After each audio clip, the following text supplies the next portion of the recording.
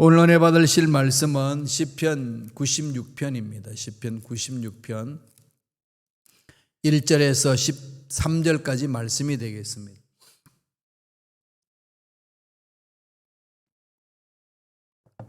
(96편) 1절로 13절까지의 말씀을 다 같이 한 목소리로 봉독하겠습니다. 새 노래로 야훼께 노래하라. 온 땅이여 야훼께 노래할지어다. 야훼께 노래하여 그의 이름을 송축하며 그의 구원을 날마다 전파할지어다. 그의 영광을 백성들 가운데에, 그의 기이한 행적을 만민 가운데에 선포할지어다. 야훼는 위대하시니 지극히 찬양할 것이요 모든 산들보다 경외할 것이며, 만국의 모든 신들은 우상들이지만 야훼께서는 하늘을 지으셨음이로다. 존귀와 위엄이 그의 앞에 있으며 능력과 아름다움이 그의 성소에 있도다. 만국의 족속들아 영광과 권능을 야훼께 돌릴지어다. 야훼께 돌릴지어다. 야훼의 이름에 합당한 영광을 그에게 돌릴지어다. 예물을 들고 그의 궁정에 들어갈지어다. 아름답고 거룩한 것으로 야훼께 예배할지어다. 온 땅이여 그 앞에서 떨지어다. 모든 나라 가운데서 이르기를 야훼께서 다스리시니 세계가 굳게 서고 흔들리지 않으리라. 그가 만민을 공평하게 심판하시리라 할지로다. 하늘은 기뻐하고 땅은 절구하며 바다와 거기에 충만한 것이 외치고 밭과 그 가운데 있는 모든 것은 즐거워할지로다. 그때 숲의 모든 나라들이 야훼 앞에서 즐거이 노래하리니 그가 임하시되 땅을 심판하러 임하실 것임이라. 그가 의로 세계를 심판하시며 그의 진실함으로 백성을 심판하시리로다. 아멘. 이 말씀으로 야훼 앞에서 기뻐하며 노래하라 라는 제목으로 은혜 말씀을 나누겠습니다. 하나님의 위대하심을 찬양하는 시죠. 96편 시편 자체가 하나님을 찬양하는 시입니다만, 특별히 야훼 앞에 나와서 기뻐하고 노래하라 강조하고 있습니다. 언제 이 시를 지었길래 이렇게 이 하나님의 위대하심을 찬양하며 앞에 나와서 기뻐하고 즐거워하라고 그랬을까요? 다윗이 성전을 짓기 전에, 다윗이 성전을 지은 게 아니고 솔로몬이 성전을 지었으니까 준비했잖아요. 궁정의 예루살렘으로 이 법궤를 가지고 들어오게 했을 때에, 그래서 법궤가 들어왔을 때 예루살렘에 있는 사람들이 제사장과 성가대와, 그게 이제 그 당시 오케스트라 되지 않겠어요? 많은 악기를 가진 사람들이 나와서 야훼 하나님을 찬양했습니다. 그때 춤을 추었지요. 그 모습을 보고 이 시를 지었을 것이다 라고 하는 학자가 있는 반면에, 그렇게 보기에는 조금 이 전체적인 내용이라든지 그 상황을 보기에는 앞뒤가 안 맞을 수 있다라고 이야기하기도 합니다, 주석가들이. 그럼 무엇을 주장하느냐? 바벨론 포로가 끝난 이후에 예루살렘으로 돌아왔잖아요. 그래서 스룹바벨 중심으로 1차 이제 돌아왔고, 2차가 이제 에스라, 2차 에스라, 느헤미야 이렇게 돌아왔잖아요. 이렇게 온 상황 속에서 제일 먼저 스룹바벨이 왔는데, 스룹바벨이 와가지고 하나님이 주신 명령이 뭐죠? 성전을 재건하라. 성전을 재건하라고 그랬죠. 그래서 초라하지만은 옛날 솔로몬이 지었던 성전과는 비교할 수 없지만은, 바벨론 포로 70년 동안 있다가 하나님의 명령을 따라서 다시금 예루살렘에 왔을 때 초토가 됐는데, 그곳에서 스룹바벨이 성전을 건립을 합니다. 그때 성전 입당식 때에 누군가가 이 시를 개작했을 것이다. 익명의 시인에 의해서 개작되었을 것이다 라고 이야기를 합니다. 그런 궁극적인 이 목적은 뭘까요? 시에 대한 원작자가 누군지를 정확하게 알 수 없지만은 하나님께서 이 시를 통해서 우리에게 선포하시는 그 뜻은 무엇일까요? 하나님만을 바라보라는 거죠. 그리고 어려운 일이 있고 나서 하나님의 위대하심을 바라보는 자들의 삶은 하나님이 책임져 주신다는 거 아니겠습니까? 저와 여러분들은 죄로 인해서 죽은 거예요. 그래서 지옥 가는 거 아니겠어요? 그런데 살려주신 분이 있죠. 죽을 수밖에 없는 자라 이렇게 말하는데 실은 죽을 수밖에 없는 자가 아니라 죽은 거죠. 영적으로 끝난 거잖아요. 예수님이 연결고리를 맺어주지 않으면 하나님의 생명을 얻을 수 없는 자들입니다. 살아있는 것 같으나 죽은 자라고 그랬지요. 예수님이 십자가에 못 박혀 죽으심으로 죽었던 우리 생명이 살아난 거죠. 그때 죽었다는 게 뭘 말할까요? 하나님과의 관계가 단절된 걸 말한 거죠. 하나님과의 관계가 죄로 인해서 단절됐는데 그것이 예수님 십자가로 인하여서 연결고리가 만들어졌다. 그래서 하나님의 생명이, 영원한 생명이 우리에게 주어졌다 이거죠. 연결되었습니다. 그래서 영생이 영원히 사는 것. 참 영생이라는 단어가 어렵죠, 그죠? 왜냐하면 우리는 유한한 존재이기 때문에 영원히 산다는 게 정말 어렵습니다. 쉽지 않아요. 하루살이한테 내일 만나자 그러면 내일이 뭔지 알겠어요? 모르잖아요. 그들에게 내일이라는 자체를 경험해 본 게 없기 때문에 하루만 사니까 내일을 모릅니다. 마찬가지죠. 우리 영원히 사는 것을 이 육체를 입고 있는 이상은 맛보지 못했어요. 그러니까 영생이라는 게 모르죠. 어렵습니다. 그것에서 우리 이해할 수 있는 것은 영생이라는 것은 하나님의 생명을 말하는 거죠. 하나님의 생명은 죽지 않잖아요.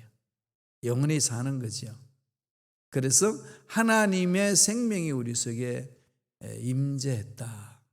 그래서 영원히 산다. 영생이라는 거죠. 감격이잖아 이럴 땐, 그죠?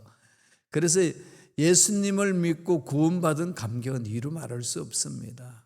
그때 입에서 뭘 외칠까요? 감사합니다.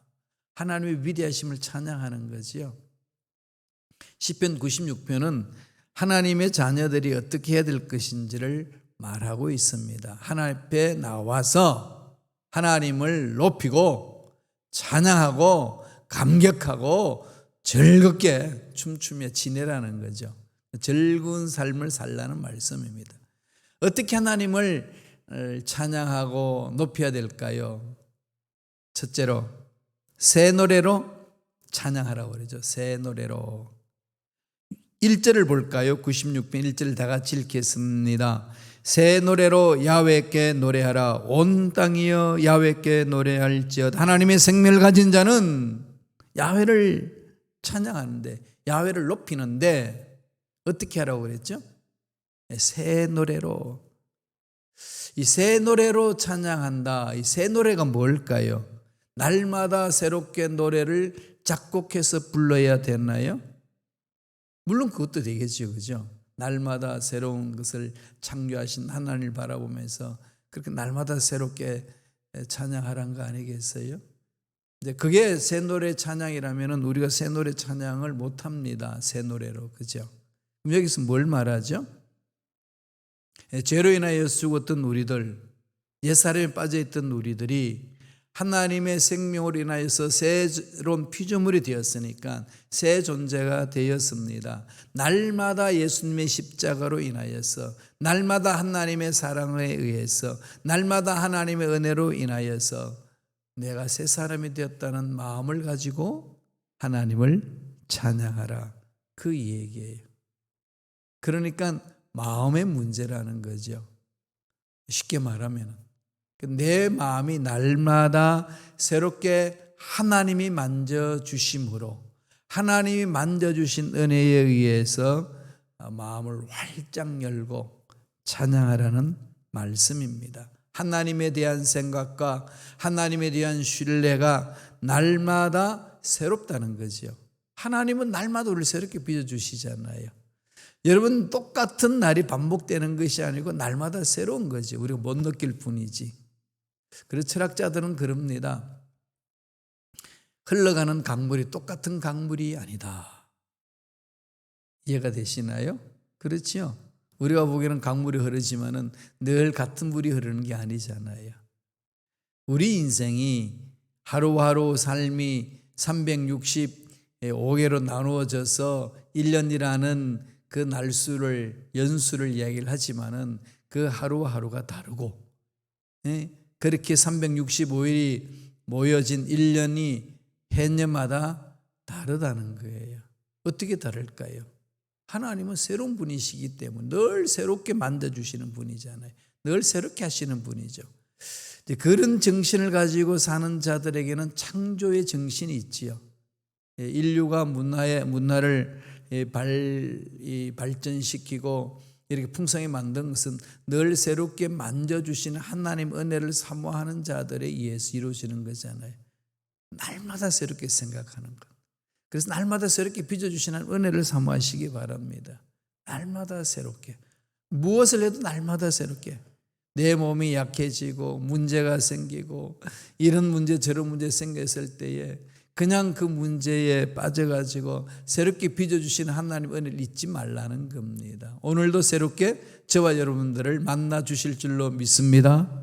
그 은혜 속에 사는 거예요. 2절 볼까요? 다 같이 읽겠습니다.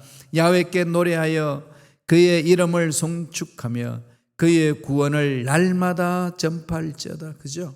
그의 구원을 날마다 전파한다.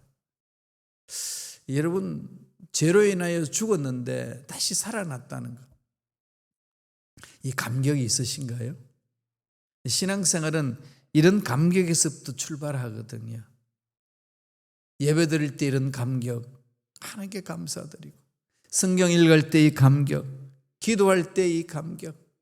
그래서 그 감격을 하나님을 찬양하는 거잖아요. 그때 찬양하는 그 찬양의 소리가 날마다 새로운 거지요. 하나님 홀로 영광 받아 주옵소서. 이런 새 노래를 찬양하라는 것은 이미 구약시대 때부터 선포되는 내용입니다. 사도 바울이 예수 그리스도를 믿는 자는 새로운 피조물이다. 이전 것은 지나갔으니 보라 새 것이 되었도다. 날마다 그걸 선포하세요. 나는 새 것이 되었다. 내 생각이 새로워지고 내 말이 새로워지고 내 삶이 새로워지는 줄로 믿습니다. 문제가 생겼을 때요, 하나님이 이번에 새롭게 나를 만져주실 것이라는 기대가 있잖아요. 낙심도 되고 답답함도 있지만은 이 문제 하나님이 새롭게 어떻게 만져주실까? 이런 기대가 있죠. 여기 신앙인들이 가지는 특권입니다. 새 노래로, 새 마음으로, 새 다짐으로, 새 결단으로 야훼 하나님을 찬양하는 저와 여러분 되시기를 바랍니다. 두 번째로 어떻게 하라는 거죠? 왕께 영광을 돌리라 그러죠. 시인은 먼저 하나님의 영광을 찬양하는 거죠. 저와 여러분의 삶은 살아도 영광이요 죽어도 영광이잖아요. 우리의 삶은 하나님을 영화롭게 하는 것이 우리의 목적입니다.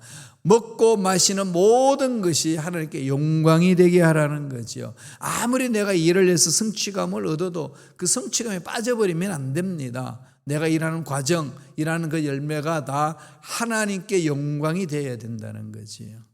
시편 96편에서 강조하는 것이 그겁니다. 어떻게 엎조리나요? 5절 보실까요? 다 같이 한 목소리를 읽겠습니다. 만국의 모든 신들은 우상들이지만 야훼께서는 하늘을 지으셨음이로다. 세상에 인간들이 만들어 놓은 것들은 다 우상이라는 거죠. 생명이 없다는 겁니다. 우상이 뭐예요?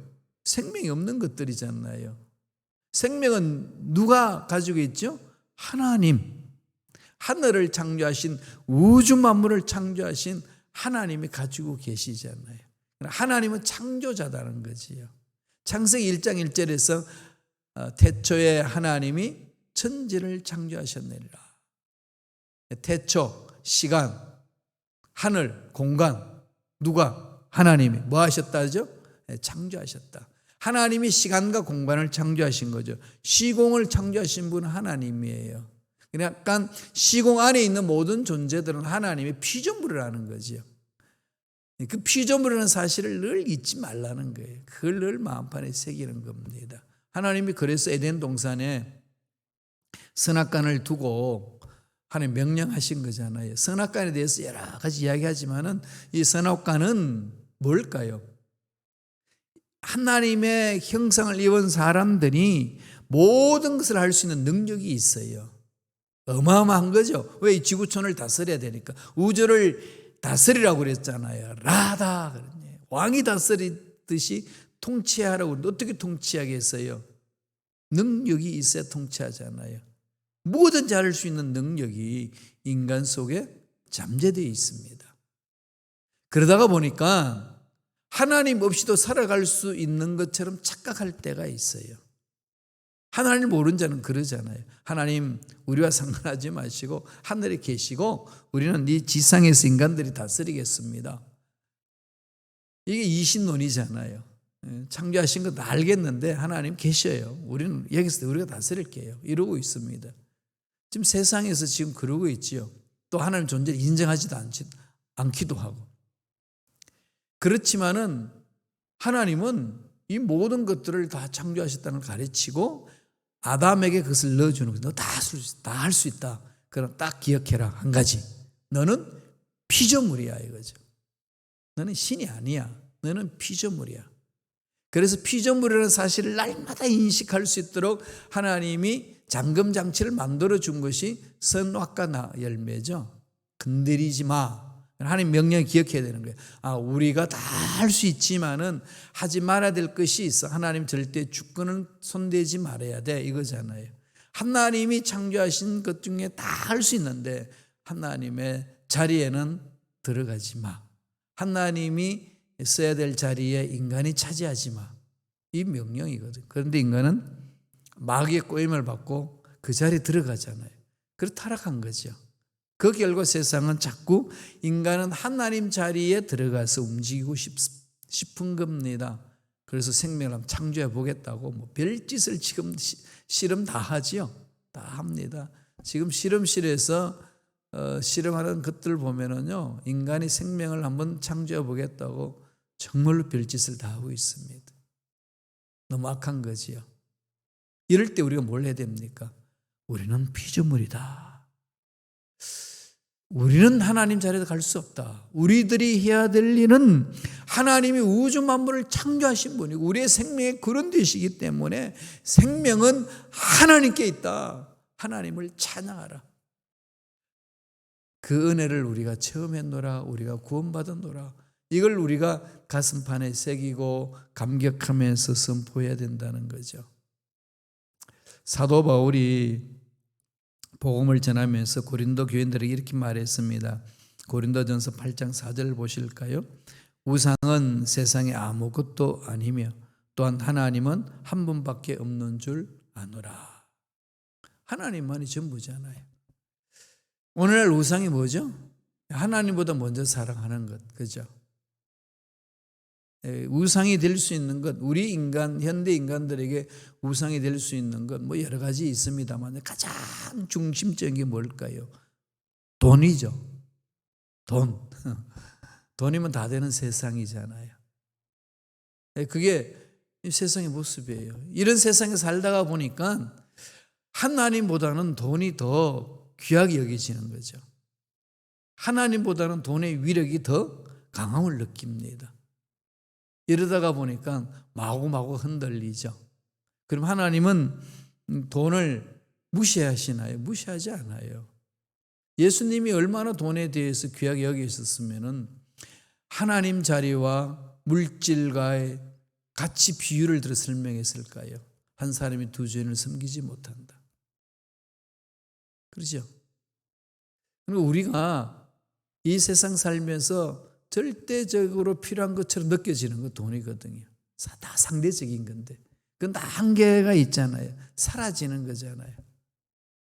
그래서 제가 스티브 잡스 이야기를 많이 하지요. 정말 참 그 스티브 잡스가 한 말이 제 가슴에 정말 잘 새겨져요.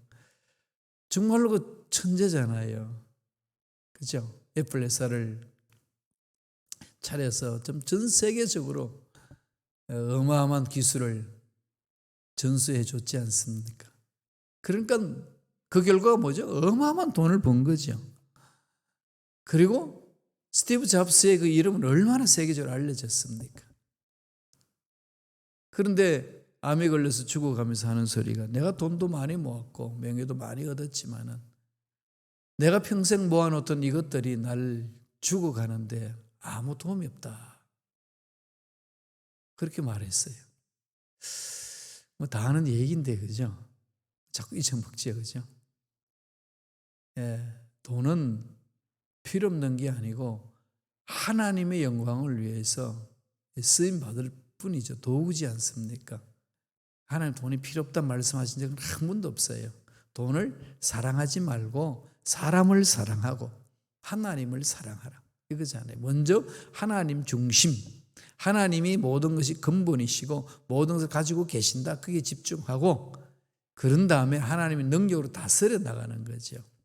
말은 쉬운데 참 현실 삶 속에서는 어렵습니다. 그래서 고통도 많이 있고 어려움도 많이 있잖아요. 이럴 때 어떻게 해야 되죠? 부르짖어야 돼요. 야훼께서 다 가지고 계신다, 모든 것이 다 야훼 손에 있습니다, 이걸 선언하면서 부르짖는 거죠. 필요한 것들을 다 하나님이 주신다는 믿음, 그리고 그런 것을 체험하셔야 돼요. 그래서 오늘 시편 기자는 96편 7절에 이렇게 외칩니다.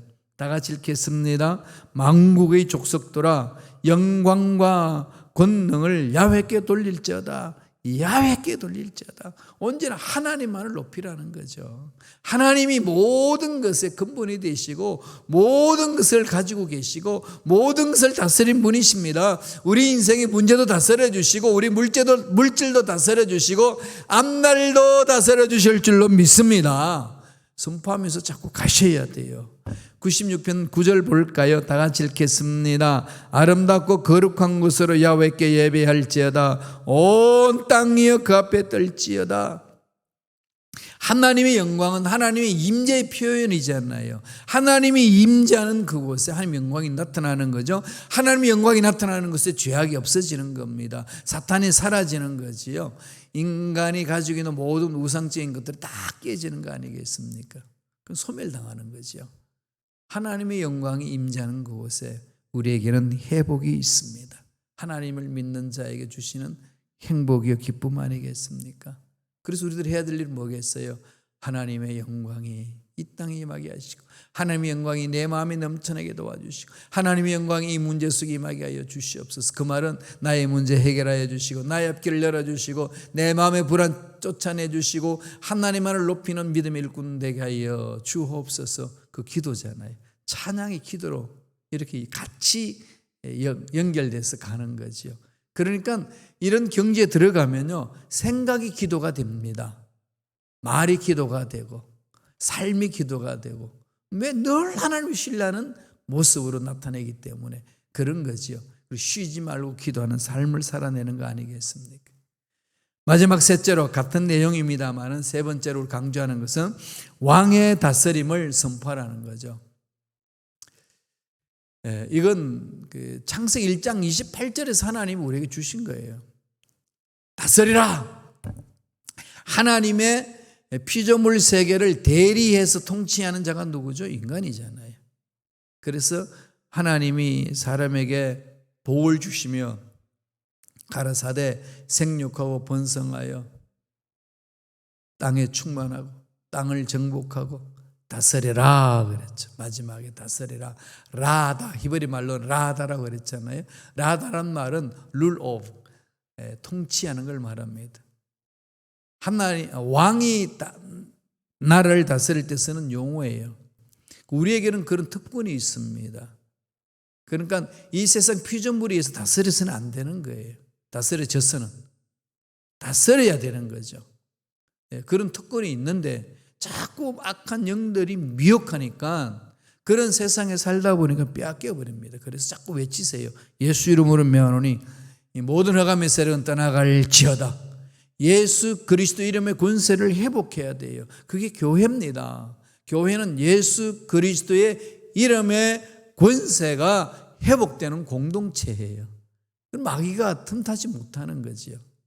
우리가 그런 권세 안에 들어가서 누리지 못하니까 마귀가 난리를 치고 교회를 깨트리고 상처 주고 서로 원수 되게 하고 교회 때문에 원수가 되어가지고 만나지도 않고 이런 아픔들이 있습니다. 그 마귀 장난입니다. 다 쫓아버리시기 바랍니다. 뭘 해야 될까요? 왕이 다스린다. 하나님이 다스려 주신다 선포하셔야 돼요. 그 하나님을 닮아서 우리들도 이 세상의 피조물 세계를 다스려가는 거예요. 문제를 다스리고 유혹을 다스리고 물질을 다스리고 나의 욕망을 다스리고 나의 죄성을 다스리고 가는 겁니다. 말씀에 서서 다스리는 거죠. 예수 이름으로 다스리는 거죠. 성령 충만하게 다스리는 거죠. 그렇게 가는 거예요. 말씀을 볼까요? 시편 96편 10절입니다. 다 같이 읽겠습니다. 모든 나라 가운데서 이러기를 야훼께서 다스리시니 세계가 굳게 서고 흔들리지 않으리라. 그가 만민을 공평하게 심판하시리라 할지로다. 예수 믿는 저와 여러분들 마음에는 이게 꽉 차 있어야 돼요. 하나님이 다스리신다. 하나님이 이끌어 주십니다. 내 마음을 다스리면 마음 평안이 있지요. 우리 가정을 다스리면 하나님이 가정이 복된 가정, 믿음 명문 가문이 되지요. 자녀들의 마음을 하나님이 다스려 주시면 올바른 길로 가는 거 아니겠습니까? 하나님이 교회 공동체를 다스리면 빛과 소금의 칼을 감당하는 거지요. 그렇게 빛과 소금의 칼을 감당하는 교회 공동체가 많이 일어날 때에 이 세상은 밝아지고 새로운 역사를 써내려가는 거지요. 대통령과 정치 지도자들이 하나님의 다스림을 받는다면 이 나라가 어떻게 되겠습니까? 새로워지겠지요. 그 꿈을 가지고 우리는 기도해야 되고 우리 스스로가 빛과 소금이 되기 위하여서 몸부림을 쳐야 됩니다. 하나님의 그 은혜 영광 체험하시고 세계 만민에게 전파하는 저와 여러분들 되시길 간절히 축원합니다. 기도하겠습니다. 하나님 아버지 감사합니다. 예수님의 십자가의 죽으심으로 인하여 우리의 모든 죄악이 다 청산되고 하나님의 자녀가 되고 하나님이 예배하신 모든 복을 받아 누리는 상속자가 되었음을 감사와 찬양을 드리옵나이다. 날마다 새롭게 빚어주시는 하나님, 우리 생각이 새로워지고 말이 새로워지고 삶이 새로워져서 입만 열면 하나님을 찬양할 때 새 노래로 찬양하는 주님의 일꾼들 되게 역사하여 주시옵소서. 은혜에 감사하여 예물 드립니다. 드린 손길 기억해 주시고 물질을 다스리는 복된 손길들 되게 도와주시며 그래야 이 세상에 하나님으로 인하여 기뻐하며 즐거워하는 삶, 물질을 다스리며 기뻐하며 즐거워하는 삶, 넉넉한 삶, 하나님께 영광 돌리는 주님의 일꾼들의 삶이 될 수 있도록 역사하여 주시옵소서. 감사와 찬양을 드렸고 예수님 이름으로 축복하며 기도드리옵나이다. 아멘. 하늘에